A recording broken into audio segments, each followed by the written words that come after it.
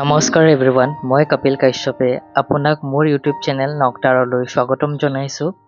আজি আমি চাব লৈছোঁ যে আপোনালোকৰ জুন মাহটো কেনেকুৱা যাব, সকলোৰে বাবে জুন মাহৰ এনাৰ্জি কেনেকুৱা থাকিব, আপোনাৰ স্বাস্থ্য, সম্পৰ্ক, কেৰিয়াৰ আৰু ফাইনেন্সিয়েল এই চাৰিটা দিশৰ ওপৰত আমি 13 কাৰ্ডৰ যোগেদি চাব লৈছোঁ আপোনাৰ জুন মাহটোৰ বিষয়ে। তাৰ আগতে আপোনালোকে চেনেলটো ছাবস্ক্ৰাইব কৰিব যাতে এনাৰ্জিৰ লগত কানেক্ট কৰিব পাৰে, লগতে এই ভিডিঅ'টো লাইক, কমেণ্ট, শ্বেয়াৰ কৰিবলৈ নাপাহৰিব। তো স্ক্ৰীনত দিয়া চাৰিটা পাইলৰ ভিতৰত আপোনাৰ যিটো পাইল ভাল লাগিছে সেই পাইলটো চুজ কৰক আৰু পাইল নাম্বাৰটো কমেণ্ট কৰক। আই হোপ আপোনালোকে চিলেক্টটো কৰিলে আৰু নিজৰ পাইলটো কমেণ্টটো কৰিলে। পাইল 1 যিসকলে চুজ কৰিছে তেওঁলোকৰ মাহটোৰ এনাৰ্জিটো স্বাস্থ্যজনিত বৰ বেছি ভাল নহয়। স্বাস্থ্যৰ কাৰণে আপোনালোকৰ কিছু চিন্তাত পৰিবলগীয়া হ'ব পাৰে। নিগেটিভ চিন্তাই আপোনাৰ মনটোক অশান্ত কৰি তুলিব পাৰে। গতিকে এই সময়খিনি আপোনালোকে ধৈৰ্যৰে নিজৰ কাৰণে কাম কৰাটো আটাইতকৈ গুৰুত্বপূৰ্ণ আৰু যিমান পাৰে মেডিটেশ্যন কৰক আৰু স্বাস্থ্যৰ যত্ন লওক। কেৰিয়াৰ হিচাপে আপোনালোকৰ কিছু ক্ষেত্ৰত চিন্তাত পৰিবলগীয়া হ'ব পাৰে। আপোনাৰ যিটো ডিচিশ্যন ল'ব সেই ডিচিশ্যনটোৱে আপোনাৰ ফিউচাৰটো নিৰ্ভৰ কৰিব। গতিকে যিকোনো ডিচিশ্যন লোৱাৰ ক্ষেত্ৰত ভাবি চিন্তি লওক আৰু মনৰ পৰা আটাইবোৰ নিগেটিভ চিন্তা আঁতৰ কৰক যাতে পজিটিভ চিন্তা আহিব পাৰে আৰু সেই পজিটিভ চিন্তাৰ যোগেদি আপোনাৰ বাবে শুদ্ধ ডিচিশ্যনটো লাভ কৰিব পাৰে।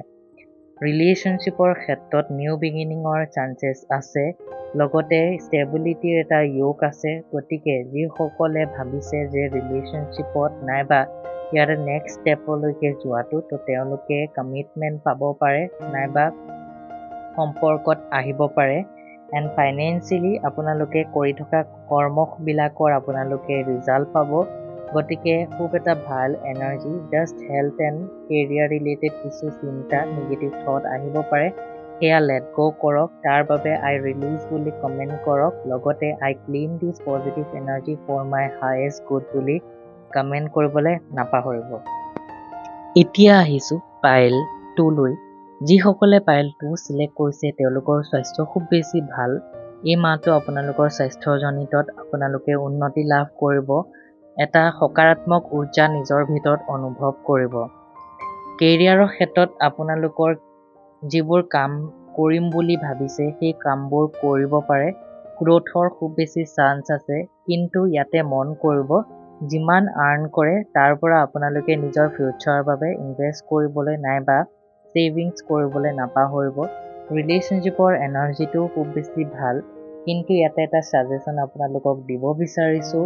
যিকোনো কথা কোৱাৰ আগতে নিজৰ পাৰ্টনাৰৰ লগত ডিছকাছ কৰাৰ আগতে সেই কথাটোৱে তেওঁৰ মনত দুখ দিব নেকি সেইটো বিচাৰ কৰক, কাৰণ আপোনাৰ বৰ্তমান নিজৰ থ্ৰট চক্ৰৰ এনাৰ্জি খুব বেছি এক্টিভ হৈ থাকিব। গতিকে মুখৰ পৰা যিকোনো কথা ওলাব পাৰে আৰু সেই কথাই আপোনাৰ আঘাতো দিব পাৰে কাৰোবাৰ মনত। গতিকে কাৰোবাৰ মনত আঘাত দিয়া কথা যাতে নকয়।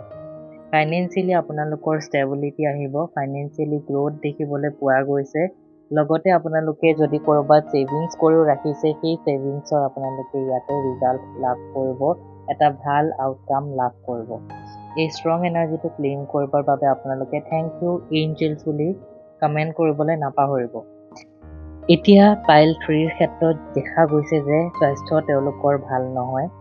আপোনালোকৰ সৰু সুৰা দুখ পোৱাৰ চান্সেছ আছে, নাইবা কিছু ক্ষেত্ৰত আপোনালোকৰ ভৰিৰ ইঞ্জুৰি হোৱাৰো চান্সেছ দেখিবলৈ পোৱা গৈছে, নাইবা হেল্থ ৱাইজ আপোনালোকৰ টকা পইচা খৰচৰ ৰাস্তা মুকলি হ'ব পাৰে।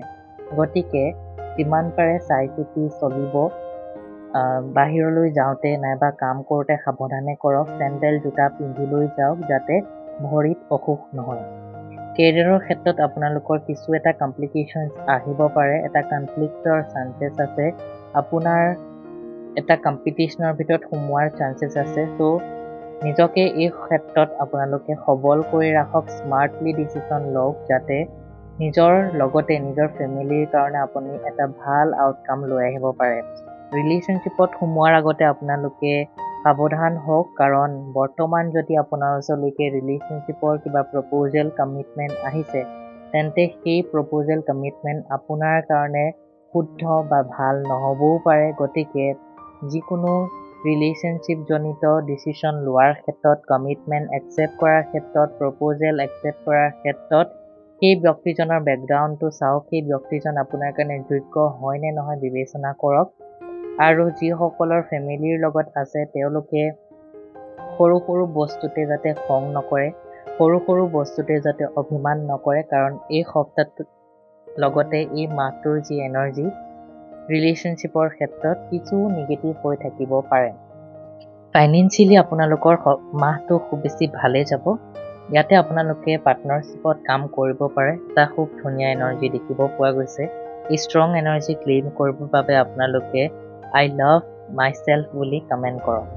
যিসকলে পাইল 4 চুজ কৰিছে তেওঁলোকৰ এতিয়া দেখা গৈছে যে স্বাস্থ্য খুব বেছি ভাল। ভাগ্যৰ চকৰি আপোনালোকৰ খোল খাব, স্বাস্থ্য আপোনালোকৰ ভালৰ ফালে আগবাঢ়িব।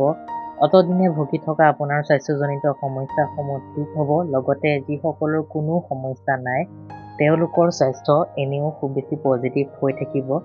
কেৰিয়াৰৰ ক্ষেত্ৰত কিন্তু দেখা গৈছে আপোনালোকে এটা ষ্টাকনেছ অনুভৱ কৰিব পাৰে, গতিকে হোল্ড কৰি নাৰাখিব, যিমান পাৰে ৰিলিজ কৰক আৰু নিগেটিভিটি ক্লিন কৰক। ৰিলেশ্যনশ্বিপৰ ক্ষেত্ৰত খুব এটা ভাল মেচিয়ৰ এটা ৰিলেশ্যনশ্বিপ, এটা ভাল বণ্ডিং নিজৰ পাৰ্টনাৰৰ লগত দেখিবলৈ পোৱা যাব।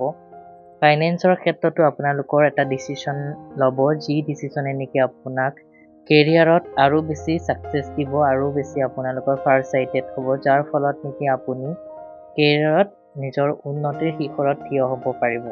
চ' এই ষ্ট্ৰং এনাৰ্জিটো ক্লেইম কৰিবৰ বাবে আপোনালোকে থেংক ইউ ইউনিভাৰ্ছ বুলি টাইপ কৰক। ভিডিঅ'টো যদি ভাল লাগিলে আপোনালোকে লাইক কমেণ্ট শ্বেয়াৰ কৰিবলৈ নাপাহৰিব, আৰু এতিয়ালৈকে যদি ছাবস্ক্ৰাইব কৰা নাই দেন এগেইন কৈছোঁ ছাবস্ক্ৰাইব কৰি ল'ব। Thank you. Have a beautiful, joyful, happiness month of the June. Thank you.